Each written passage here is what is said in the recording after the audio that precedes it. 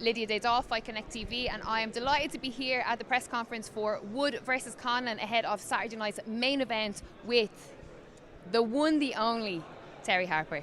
Welcome! Well, straight off the bat, you look so good right now. How do you feel? Oh, do you know what? I feel like a completely different person. You look it. It's just everything. Obviously, changing the weight. I've had a few changes outside in personal life, and I'm really in a very good headspace, and I'm excited. You're smiling. You look glowing, healthy. I mean, like you said at the press conference, it's £5, but it seems to have made a whole difference jumping up that weight class. Yeah, this morning, first time I'd really dropped below 10 stone, whereas before making the super featherweight division, I would have had to be probably around 9-10 now, 9-10, 9-8, and really feeling the cut, and woke up this morning feeling good, having breakfast, eating well, and I've just got energy. It's nice to have energy, and it's nice to come to these press conference and doing interviews and training last night with energy and not just feeling flat. And before I was just focused on making the weight and getting the weigh-in done, but now I'm focused on the fight. Everything 100% is the fight. Absolutely. I mean, weight cutting itself, obviously, that is fighters' nemesis. You'll hear a lot of fighters say the weight is the hard part. Once we get past the weight and we get on weight, the easy part is to come and the fun part is to come. But it's particularly, an interesting topic of conversation for female athletes in particular when it comes to cutting weight, especially because of how our bodies are different to men, and having that factor to be taken in. Does more need to be done? Do commissions, do promoters need to take into consideration that it is considerably harder for women to make weight?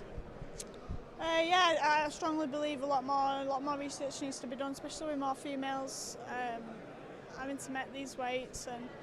And there's a lot I've learned since speaking with people after the decision to move up weight, and it was a no-brainer. It had to be done, and it just, in the long run, it wasn't good for my health. And I kind of think I kind of had to be selfish. So a lot of people were saying I'm using it as an excuse, and it's a way of avoiding fights. And for me, there's no excuse. I lost fair and square on the night, but I just thought I'm the one getting in the ring. I'm the one making these sacrifices, and I'm the one having to diet.